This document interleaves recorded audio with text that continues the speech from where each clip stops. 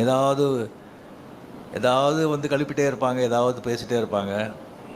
நான் சும்மா இருந்தால் இவர் என்ன பேசவே மாட்டேங்கிறாங்க, வாயில் என்ன கொலை கட்டே வச்சுருக்காரா அப்படின்னு சொல்லி கலாட்டா பண்ணுவாங்க, கிண்டல் பண்ணுவாங்க. பேசுனா இப்போ பேசு அப்படின்னு சொல்லுவாங்க. மற்றவங்க வந்து இவர் பேசாமல் இருக்க, இவர் பேசியிருக்கக்கூடாது அப்படின்னு சொல்லுவாங்க. ஸோ என்ன பண்ணுறது? ஸோ ரொம்ப நாள் கழித்து நான் தெரிஞ்சுக்கிட்டேன், நம்மளை பிடிக்காதவங்களுக்கு நம்ம என்ன செஞ்சாலும் எது பண்ணாலும் பிடிக்காது. நம்ம பிடிச்சவங்களுக்கு நம்ம என்ன செஞ்சாலும் எது பண்ணாலும் பிடிக்கும்னு நினைக்கிறது முட்டாள்தனம். ஜாக்கிரதையாக இருக்கணும். இந்த விழாவுக்கு வந்திருக்கிற கலைப்புலி தானு சார் அவர்களே, தமிழ்குமரன் அவர்களே, கண்ணன் அவர்களே, மதுரை செல்வம் அவர்களே,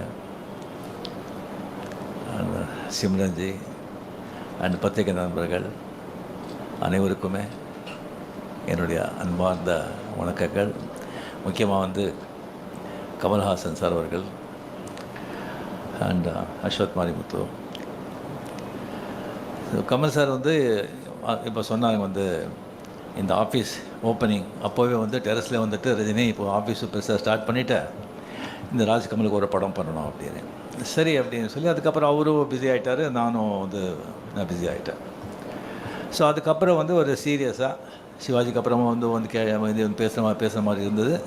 அதுக்கப்புறம் ஒரு வாட்டி லாஸ்ட்டு வரும்போது அவர் டோன்லேயே கொஞ்சம் இதாக இருந்தது, படம் பண்ணணும் அப்படின்னு.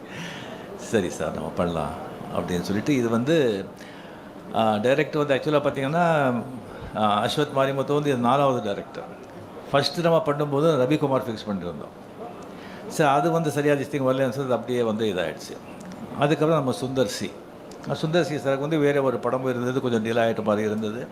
அதனால் நம்ம இது வந்து நான் விலகிக்கிறேன் சார், நம்ம அப்புறம் பண்ணிக்கலாம் அப்படின்னு சொல்லி இதாச்சு. அதுக்கப்புறம் நம்ம சிவி சக்கரவர்த்தி, அவர் கதையெல்லாம் கேட்டு ரொம்ப நல்லா இருந்தது. பட் என்ன சார், ரொம்ப சென்சிட்டிவ் சப்ஜெக்ட் அது ஒரு கம்ப்ளீட்லி ஒரு நியூக்ளியர் சயின்டிஸ்ட் பற்றி, அந்த நியூக்ளியர் வெப்பன்ஸ் பற்றி, ஷூட்டிங் ஆப்கானிஸ்தான், ரஷ்யா, அந்த மாதிரியெல்லாம் ஒரு ரொம்ப நைஸ் சப்ஜெக்ட். பட் ரொம்ப ரொம்ப சென்சிட்டிவ், ரொம்ப ரொம்ப ஜாகிரதையாக டீல் பண்ணுறோம், டைம் கன்சியூமிங். ஸோ அதனாலே வந்து அதை வந்து நம்ம அப்புறம் இது பண்ணிக்கலாம் அப்படின்னு சொல்லும்போது தான் அஸ்வத் மாரிமுத்து நம்ம வந்து இந்த படத்துக்குள்ளே வந்தார். இப்போ கமல் முதலே சொன்ன மாதிரி இந்த டென்ஷன் எனக்கு வந்து ஏன் அப்படின்னு சொன்னால், கமல் வந்து கூப்பிட்டு, ரஜினி நான் கதையும் கேட்க மாட்டேன், எதுவும் கேட்க மாட்டேன், நான் எல்லாத்தையும் உங்ககிட்ட விட்டேன், நீங்கள் என்ன சொல்கிறீங்களோ அதை நீங்கள் பண்ணுங்கள் அப்படின்னு சொல்லிட்டாங்க. அதே தான் பெரிய ஒரு டென்ஷன் ஆகிடுச்சு நமக்கு. ஃபுல் ரெஸ்பான்சிபிலிட்டி நம்ம போட்ட பிறகு அவ்வளோ பெரிய ஒரு ஜாம்பவான் சொன்ன பிறகு தான் எனக்கு வந்து அதுக்கப்புறம் வந்து அவர்கிட்ட நான் சொன்னேன், இல்லை கமல் சார் இந்த கதையெல்லாம் வேண்டாம், எல்லாம் நம்ம தலையில் கட்டிடாதீங்க, நீங்கள் கதையை கேட்டு நீங்கள் ஓகேன்னு சொன்ன பிறகு தான் நான் வந்து ஃபோர்ஸ் பண்ணி அந்த கதையை கேட்டார்.